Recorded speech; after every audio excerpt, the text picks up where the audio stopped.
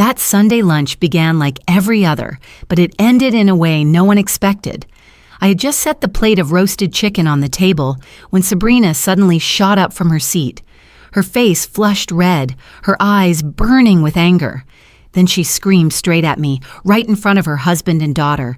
"You don't belong in this family anymore. Get out of my house, Evelyn."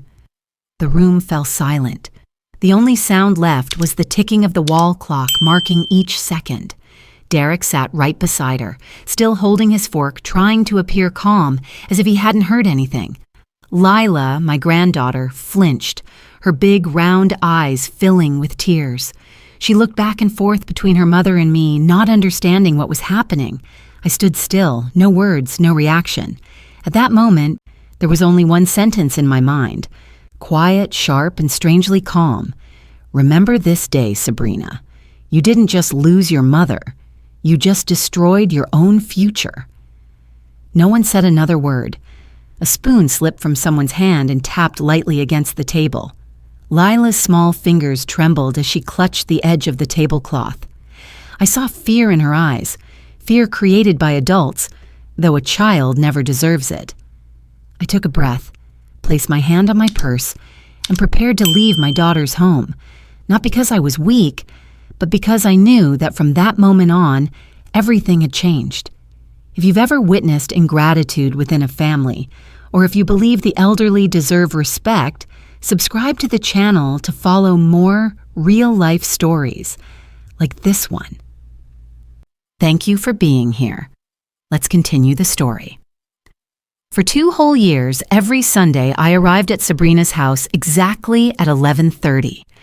I didn't come because anyone asked me to, but because I believed I was doing the right thing, lightening my daughter's burden and giving my granddaughter proper meals. I always stopped by the market early, choosing meat, choosing vegetables, then swung by the bakery to pick up the things Lila liked.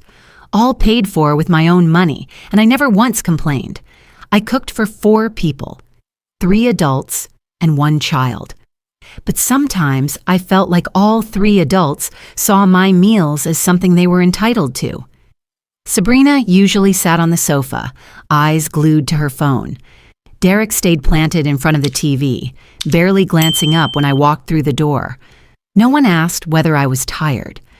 No one said thank you, not even a greeting, only Lila.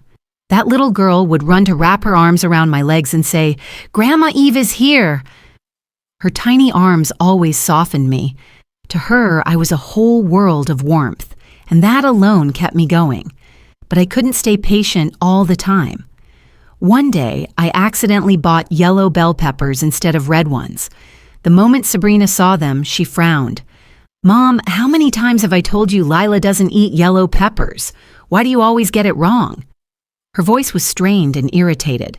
I explained that red peppers were too expensive that day, but she merely sighed and walked into the other kitchen, as if I had caused her trouble. To be fair, Sabrina lives under considerable pressure. Her job is target-driven, with customers calling at all hours of the day. She always feels like she has to be strong, capable, the perfect mother. And because of that, every time I gently offered advice on raising Lila, she took it as criticism. Anything I said could spark a flare-up, as though I were trying to claim her daughter. Derek, meanwhile, was always polite, but polite in the way someone is when hiding their own agenda. Whenever I cooked, he casually hinted, "Eve, your house is too big. It's a waste for you to live there alone. Maybe you should sell it and we can help you invest." He said it like he wanted to help, but his eyes couldn't hide the anticipation. I had long known what he was thinking. So Sundays weren't rest days for me. They felt like an obligation. I cooked, cleaned, wiped, only to sit at the table and feel no different from a maid. I didn't blame them immediately, because I told myself that young people get tired and stressed. I used to be the same. But little by little, I realized something. Exhaustion is not a justification for treating your own mother as if she's invisible. Each week, I came with food and love. Each week, I left with more emptiness than the last. Only Lila's hugs reminded me I still mattered in that house. And ultimately, it was these quiet Sundays that led to the explosion. That moment when Sabrina screamed that I didn't belong in her family. Words like that don't appear out of nowhere. They were cultivated slowly over a period of 2 long years. That day, everything started peacefully enough. I set the last dish on the table, Sabrina still scrolling on her phone, Derek adjusting the TV volume before finally sitting down. Lila sat next to me, her legs swinging happily. I tried to keep things calm, though I had already grown used to the coldness. Just as we began to eat, Derek said something I never imagined they would say so casually. "Eve, let's meet with a lawyer next week. I think you should update your will." Sabrina set her phone down and nodded. "That's right. You're getting older, Mom. It's better to organize everything clearly now." Their tone was light, like reminding me to buy extra milk for next week. No hesitation, no sensitivity. I didn't respond. I just kept eating. Inside, something sank, like a hand slowly squeezing my heart. I'm not easily hurt, but listening to my own children discuss my will in front of me as if I had no other value left. It was hard to swallow. I looked at Lila, trying to stay composed. She was stirring her orange juice with a tiny spoon. She probably wanted to make bubbles, something I usually did for her at home. Then, in one distracted moment, the cup tipped over and spilled across the table. Just a child's minor accident. But Sabrina shot up like she'd been set on fire. "Lila, what are you doing? My God, why are you always so careless? Can you sit still for just one moment?" Her voice was sharp, heavy with frustration. Lila froze, her face going pale. She looked at me, eyes welling up. I placed my hand on her shoulder and said gently, "It's okay, sweetheart. Kids spill things all the time. Let Grandma clean it up." I thought I was doing what any grandmother would, but to Sabrina, those words were the last drop. She pointed at me, her face burning red. "You always defend her. You always make me look bad in front of my own daughter. Do you not respect how I raise her at all?" I stepped back, not out of fear, but out of pure shock. I looked at my daughter, searching for the little girl who once clung to me after nightmares. Sabrina came closer, her voice cracking. "I'm exhausted because you're always interfering. Do you think you're better than me? You're just making everything worse." I stayed calm. I spoke softly, almost to myself. "Sabrina, I didn't mean..." But before I could finish, the scream tore through the room.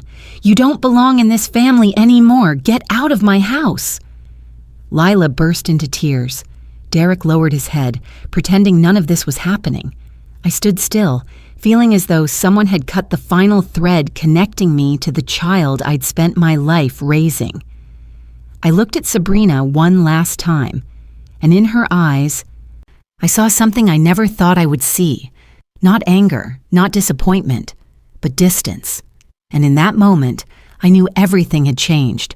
There was no path back to the way things used to be, only the road I would now walk alone. This time, for myself. I picked up my handbag, gently fastened the clasp, and walked toward the door. No one stopped me. No one called after me, no apology, not even a glance. I stepped outside, slow but resolute. I didn't look back. If I did, I knew my heart would soften the way it had so many times before, and I couldn't allow that to happen again. The air outside was cooler than inside the house. The sun was still shining, yet I felt a chill somewhere deep inside. I opened my car door, sat in the driver's seat, and let my hands rest on the steering wheel for a few seconds. Lila was crying in the house. I could hear it even through the closed door. My heart clenched, but I forced myself to start the engine and drive away. The road from Sabrina's house to mine wasn't long, yet that day it felt eerily silent. No radio, no noise except the steady hum of the tires on the pavement. I let my mind go blank for a moment before familiar memories began to flood in. I thought of my husband, Miguel, the man who passed away more than 10 years ago. If he were still alive, he would know exactly what to say to comfort me. Miguel always knew how to calm things down.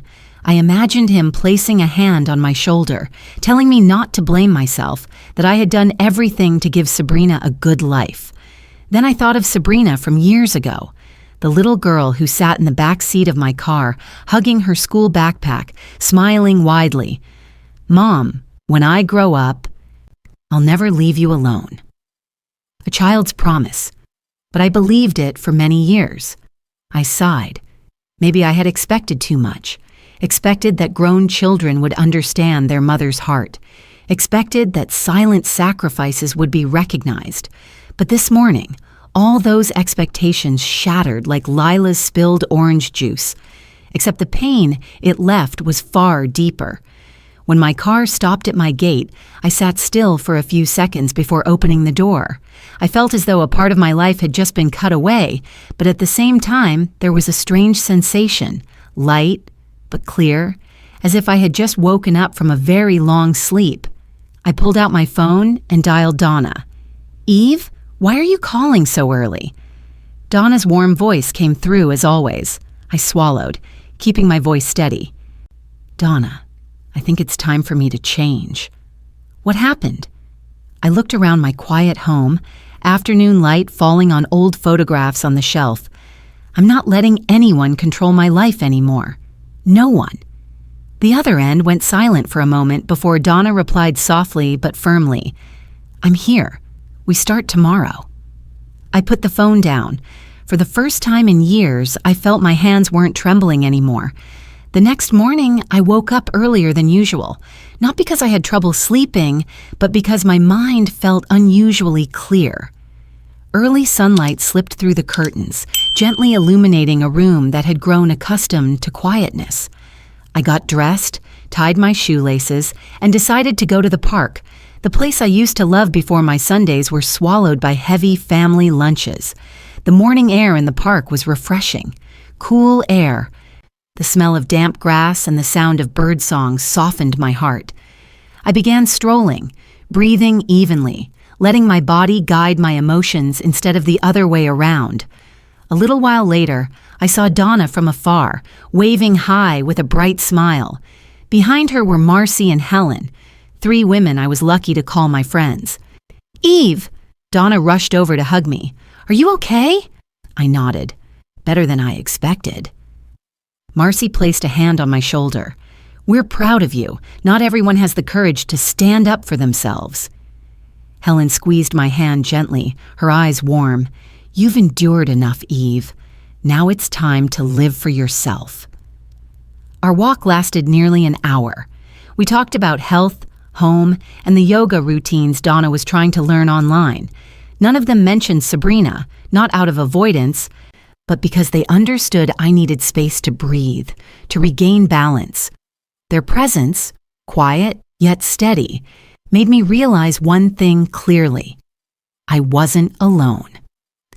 After saying goodbye to them, I decided to stop by Marta's hair salon on the corner. She had known me for more than 10 years. "Evelyn, what do you want to do with your hair today?" she asked, her sharp eyes noticing something different in me. I smiled. "Cut it shorter and lighten it a bit. I want to feel a little new." Marta laughed. "You already look great. Let me take care of the rest." As she washed, dried, and trimmed my hair, layer by layer, I felt as though parts of my old life were being peeled away, bit by bit.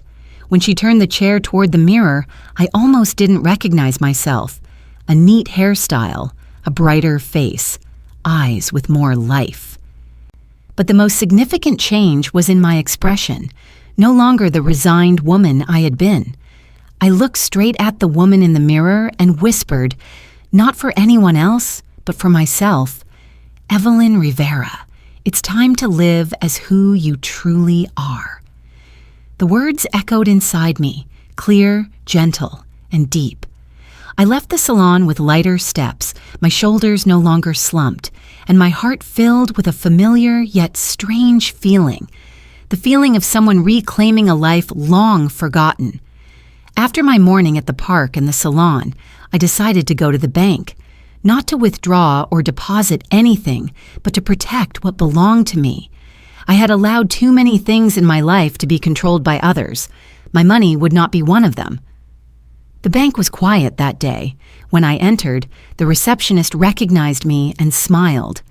"Mrs. Evelyn, who would you like to see?" "I'd like to meet with Mr. Collins. He knows my file."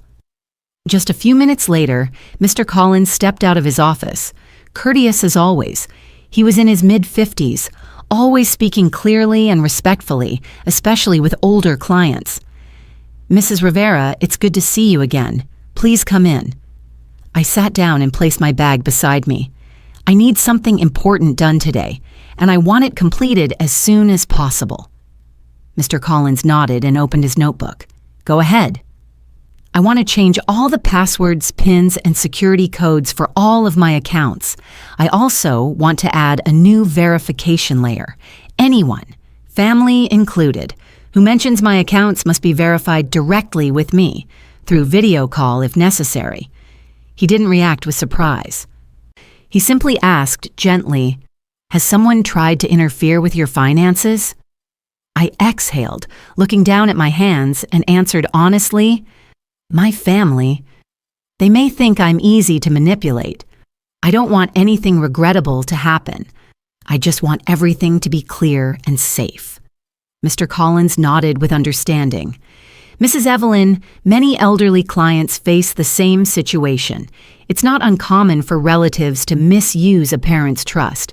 What you're doing is right and necessary." Hearing that lifted some weight from me.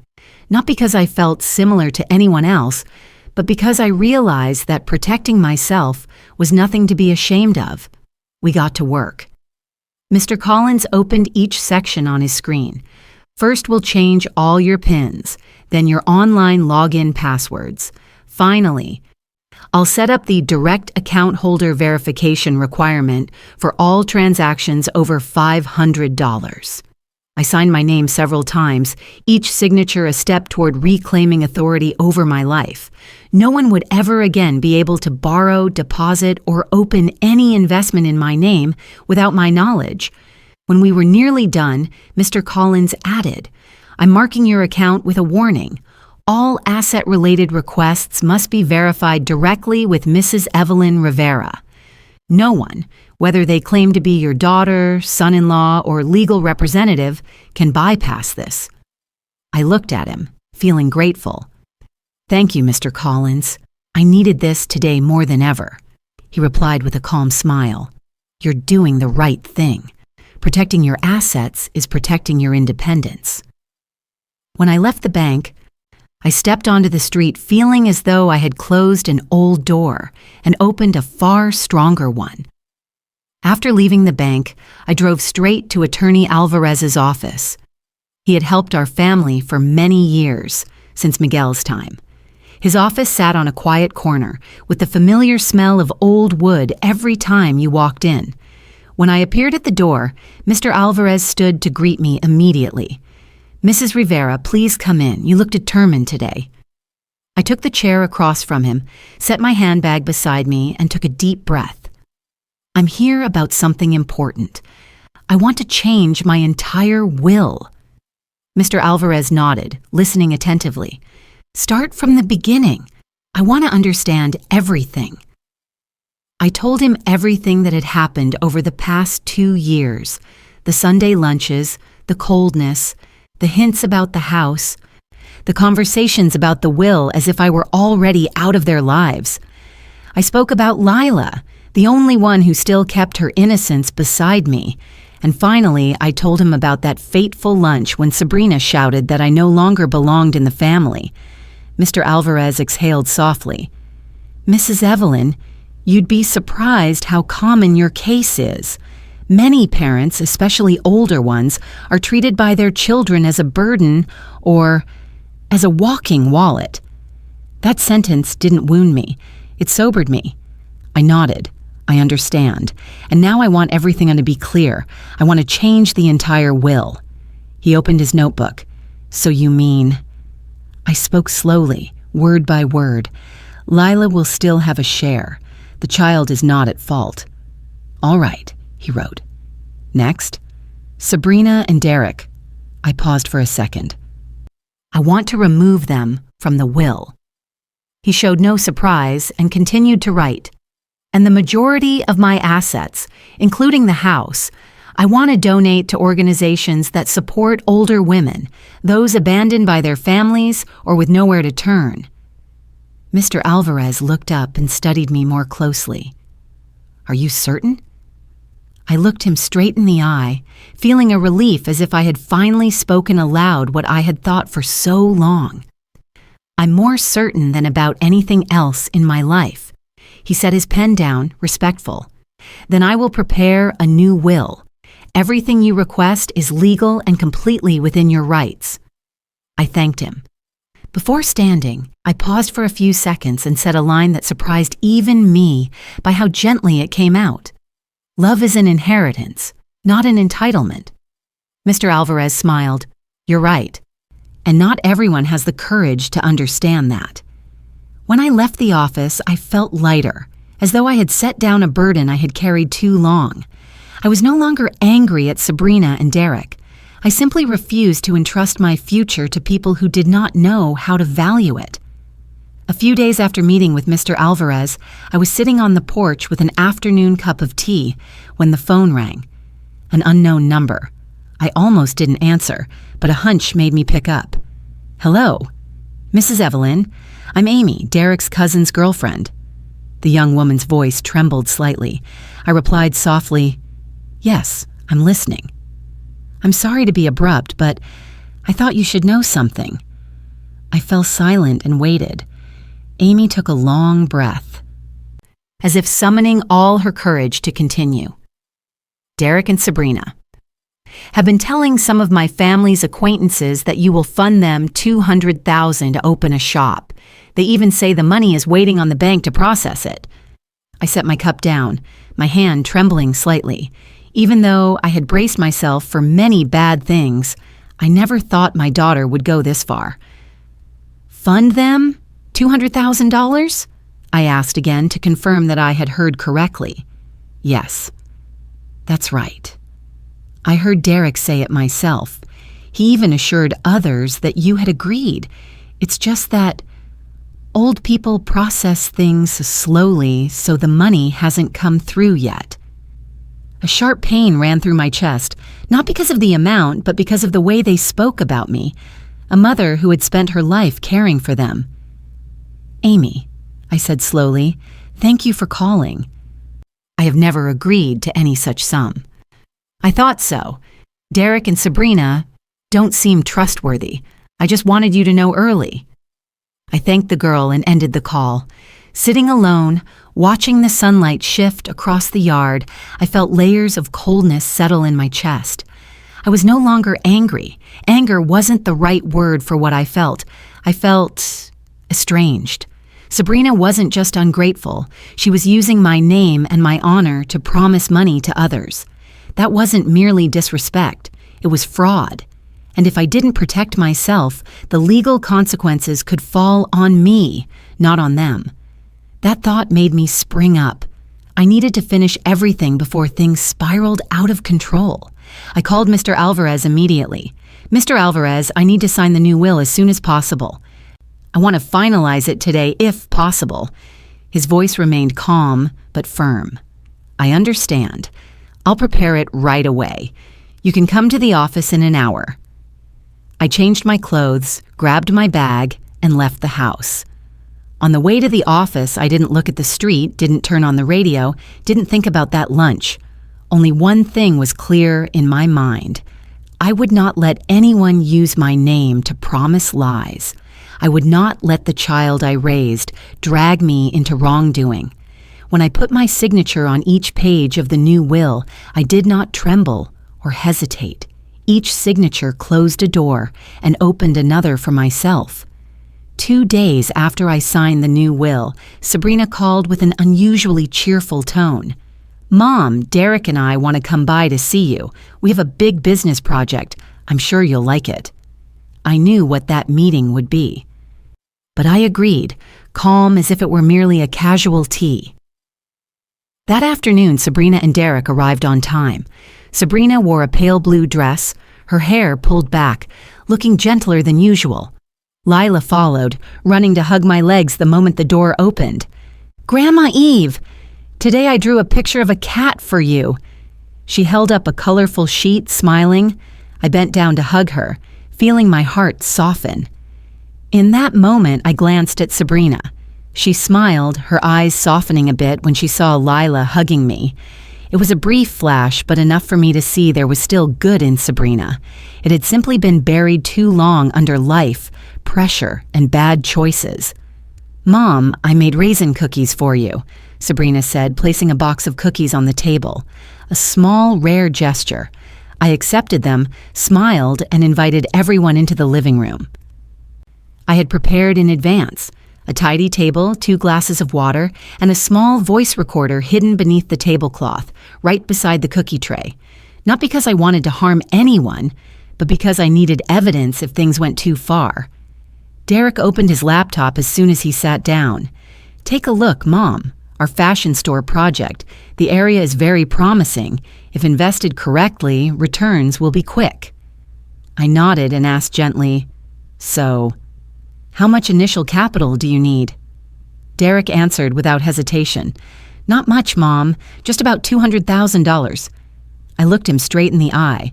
"And how much of that capital do you already have yourselves?" Sabrina glanced quickly at Derek and then murmured, "We haven't raised enough yet. But if you invest, we could open right away." I nodded, keeping my tone composed. "Where is your market plan? Have you surveyed competitors? What's the risk ratio? What's the payback period?" Derek paused for a few seconds, then opened a sparse PowerPoint file with a few rudimentary charts. The numbers didn't add up. Sabrina sat biting her lip, eyes on the table. I asked on, "If the store has no customers, what then? Do you have contingency plans?" The two fell silent. Lila, playing in the corner, looked up at her parents, then at me, as if sensing the tension. Derek forced a smile. "Mom, we're family. If you invest, we'll definitely make it work." That statement confirmed what I needed to know. They had no plan, no capital, no calculations, just $200,000 coming from Mom. I stayed a few more minutes, asking additional questions to complete the recording. Sabrina sometimes turned to smile at Lila, coaxing her to eat fruit. Those small moments softened me, but not enough to obscure the truth. My daughter had placed greed above family. When the meeting ended, I walked them to the door with a gentle smile. "Let me think it over. I'll call you tomorrow." Derek brightened. Sabrina linked arms with her husband, and Lila hugged me tightly. "Grandma, I want to come visit you again tomorrow." I smoothed her hair and whispered, "I'll see you tomorrow, sweetheart." When the door closed, the house returned to silence. I turned on the voice recorder and listened to them confirm everything themselves, and knew that tomorrow things would take a turn from which there could be no return. The next morning, I called Sabrina. "This afternoon, Derek and I will come over, Mom. We've decided." Sabrina's voice brightened immediately, though she tried to sound calm. "All right, Mom, I'll be there." I knew they thought this visit was to get my approval for the investment, but I had prepared everything the night before. As evening fell, the house was quiet. I laid out a tablecloth and placed on it 4 things I had collected over the past 2 years. A stack of grocery receipts that I had paid for myself for each Sunday meal. Photographs capturing moments when they ignored me. The recording of yesterday's meeting. And the new will, placed in a sealed envelope. I sat and waited. At precisely 3 o'clock, the doorbell rang. Sabrina entered with a radiant smile, followed by Derek. Lila hadn't come, which somehow made me breathe easier. "Mom, we've been waiting to hear from you all night," Sabrina said, setting her bag down and sitting beside me. I pulled the chair opposite them and pointed to the table. "Today, I want you two to look at these first." Derek glanced at the envelope containing the will and frowned, but said nothing. Sabrina looked slightly flustered. "What is this, Mom?" she asked. I began with the stack of receipts. These are all the grocery expenses I paid out of my own pocket over the past 2 years. Every Sunday. Not once did you ask if I was tired or needed help." Sabrina's face flushed. She opened her mouth to say something, but I raised a hand to stop her. "This photo," I said, pointing to a picture of Sabrina sitting with her phone while I cooked, "reminds me that I was treated like a maid, not a mother." Derek cleared his throat, showing irritation. I took out the voice recorder. "And this is the conversation from yesterday. Everything you said about $200,000, about me footing the bill, about me just needing to sign." Sabrina jumped up, her voice much higher. "Mom, you recorded us. Why would you do that?" I stayed calm. To remind myself why I can no longer stay silent. Finally, I placed the envelope with the will on the table. And this is the new will. Sabrina, Derek, you are both excluded from everything. Only Lila receives a share. They were stunned for a few seconds. Then Sabrina began to cry, her voice choked but still full of anger. "You can't do this. I'm your daughter. What's wrong with your money? How can you be so stingy? Why would you choose outsiders over your own family?" I looked at my daughter straight in the eye. "You're not losing money, Sabrina. You're losing Mom, and that is your own choice." Derek slammed his hand on the table. "Evelyn, you've been influenced by friends. You're not in your right mind." I stood up. This time, my voice was firmer than ever. "It wasn't friends who changed me. It was you. A family is not a place where the elderly are exploited. Respect is the foundation, not begging." Sabrina screamed, cursed, and blamed me. Derek grabbed his wife's arm, pleaded, and then turned to accuse. I didn't respond. I walked to the door and opened it. "Get out of my house. When you learn how to respect people, I'll be ready to talk. But today, that's enough." Sabrina looked at me one last time, her eyes full of fury and fear, then left amid sobs. Derek mumbled something but followed her out. The door closed softly behind them. This time, I felt no pain, only a quietness inside me, as if I had just come through a storm. I thought that after that confrontation, things would settle. But just 2 days later, I received a call from Rose. "Eve, I have to tell you this now. Derek came into the shop where I work and told everyone that you're not of sound mind, that the family is looking for a lawyer to manage your assets." I froze in my chair. The first feeling was not anger, it was bitterness. I hadn't expected Derek to go that far. And worse, Sabrina stood by while her husband did it. I sighed softly. "Rose, I don't want to believe my child would do that, but it sounds like it's true." Rose replied immediately, decisively. "Eve, you can't let them get away with this. I'll take you to get checked right now. We need papers proving you're completely sound." I nodded, though my heart felt heavy. Not because I feared the legal side, but because of the painful truth. My daughter thinks I'm not mentally sound. Or worse, she hopes it's true. That afternoon, Rose took me to the private clinic where I had regular checkups. Dr. Ramirez, the doctor who had monitored my health for nearly 10 years, opened the door as soon as he saw me. "Evelyn, you look worried." I tried to speak normally. "Doctor, I need a full set of tests. Memory, psychological, cognitive assessments, everything that can prove I'm lucid." He didn't ask many questions.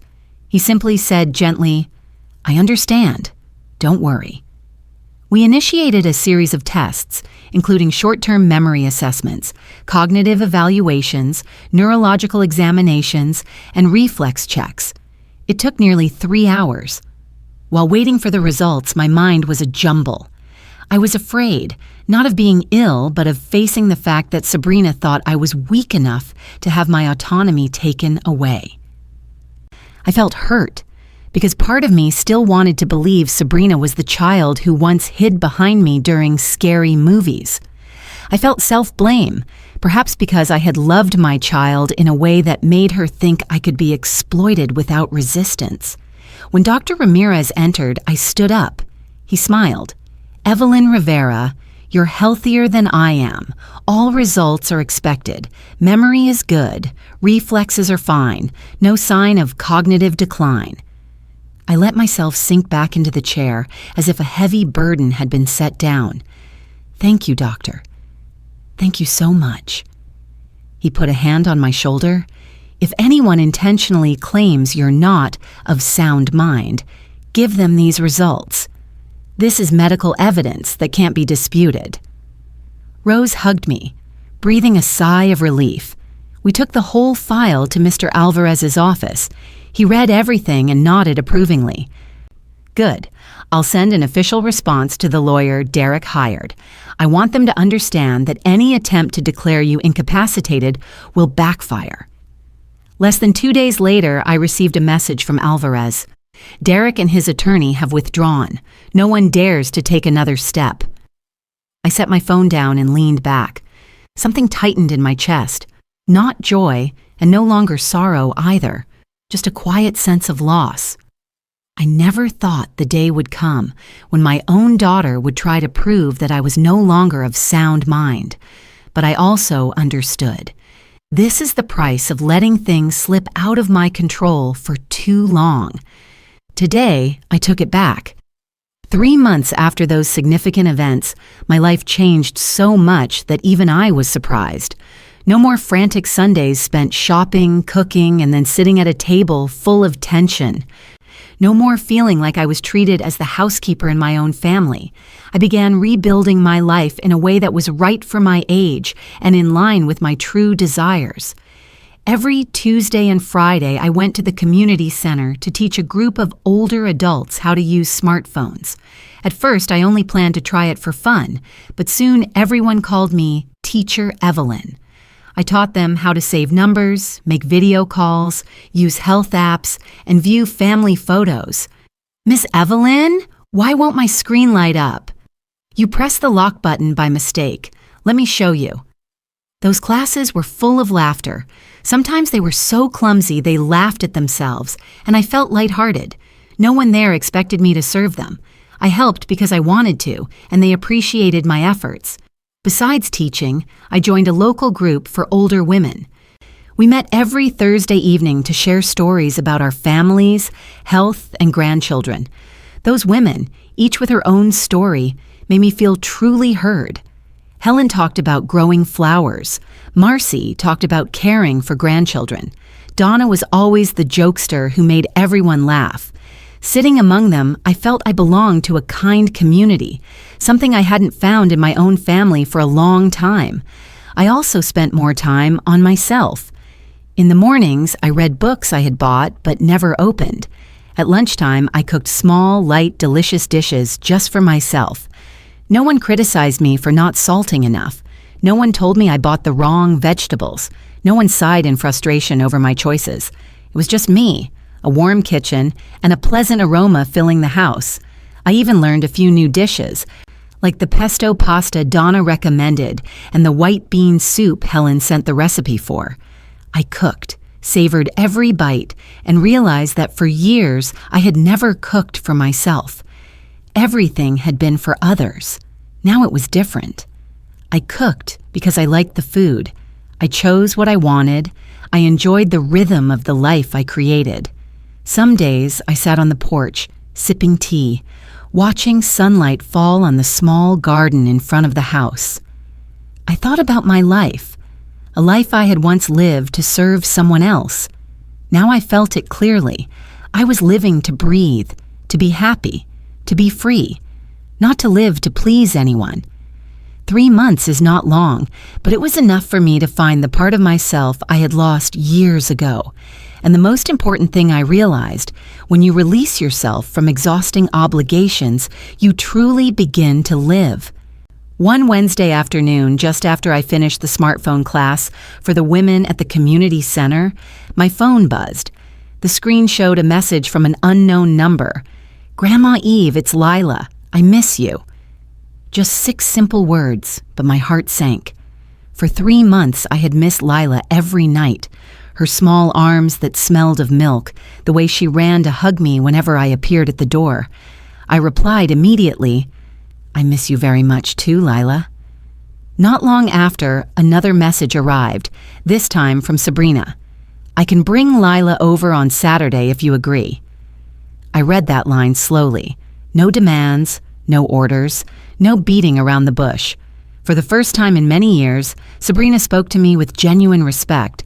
I simply replied briefly, okay, 2 p.m. On Saturday morning, I cleaned the house, prepared some cookies, and cut up Lila's favorite fruit. Not to prove anything, but because I genuinely wanted to give her a pleasant afternoon. At precisely 2, the doorbell rang.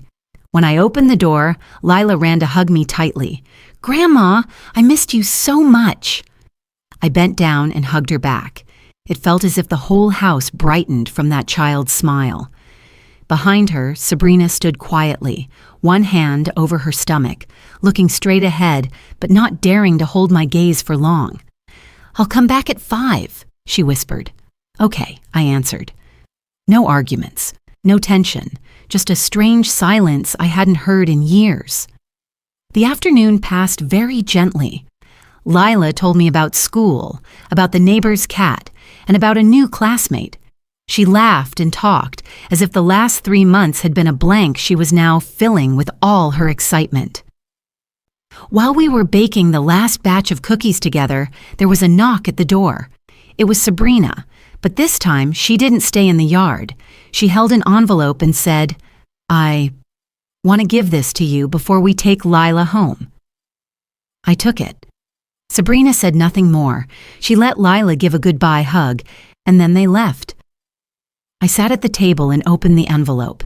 Inside was a handwritten letter, something Sabrina hadn't done in more than 20 years. "Mom, I'm in therapy. The doctor says I carry a lot of pressure from work, family, and the expectations I placed on myself. I know I took it out on you. I was ungrateful. I was wrong. I'm trying to change." I read each trembling line slowly. "I have divorced Derek. You were right. He loves no one but himself. I lost many things. But perhaps this is the first time I truly see my life." At the end of the letter was just one sentence. "I'm not asking you to forgive me right away. I'm only asking you to give me a chance to become a better daughter." I put the letter down and took a long breath. It wasn't pain or anger, just a lightness, like a long tightened knot being loosened. I knew I couldn't open the door completely yet, but I also knew I didn't want to close any more doors forever. And Lila, this small love, was the only intact bridge between the 2 generations. A week after Lila's visit, just after the rain stopped, someone knocked at my door. I was watering the potted flowers on the porch and looked up to see Sabrina standing there. She wasn't in a rush, and her face wasn't as cold as before. She stood quietly with her hands clasped together. "Mom, may I come in?" Her voice was so soft I had to step closer to hear. I gently nodded and made room for her in the living room. Sabrina looked around for a long time as if she had forgotten what my house looked like. She sat at the edge of the chair, breathed deeply, and then spoke. "Mom, I'm sorry. This time I mean it." I didn't answer right away. Tears fell from Sabrina's eyes before the following sentence could come out. "I've been thinking a lot about how I spoke to you, about how I always forgot that you are a person with feelings and limits. I treated you badly because I assumed you would always be there, as something expected." Sabrina lifted a hand to wipe her eyes. No excuses, no blaming, just a child looking straight at her mistakes for the first time. "Since I was little, you've always loved me. I don't know when I became so narrow and selfish. I'm sorry for hurting you and for letting Lila see those things." I listened to every word. For the first time, there was no pretense. I set my teacup down and spoke slowly. "Sabrina, I don't hate you. I'm just sad because I raised you without teaching you the most important thing, respect." She bowed her head. I continued, "I can give you a chance, but trust must be rebuilt. There's no shortcut, Sabrina, not because I'm being difficult, but because what happened runs deep." Sabrina nodded repeatedly, tears still falling. I know. I understand. I will try. I really want to start over with you. No grand promises. Only honesty. The thing I had waited for all those years. I stood up and stepped closer. Sabrina looked up and I opened my arms. She fell into my embrace like a child again. When every failure at school used to make her cry. But this time, we said nothing. We just held each other in silence. Not perfect, but sincere and warm. I knew things wouldn't immediately return to how they once were. And I also knew I was no longer the mother who would sacrifice unconditionally as before. But in that moment, I felt something I thought I had lost forever. Hope. Because sometimes what keeps a family together is not blood or obligation, but respect. Respect for the elderly. Respect for the sacrifices we sometimes take for granted. Respect for quiet love that asks for nothing in return. I let go of Sabrina and looked into her eyes. We will start again, but one step at a time. I believe you can do it. Sabrina nodded and I felt lighter than I had in many years. Family is not perfect. But as long as one person is willing to change and one person is willing to listen, the bridge between generations will never truly break.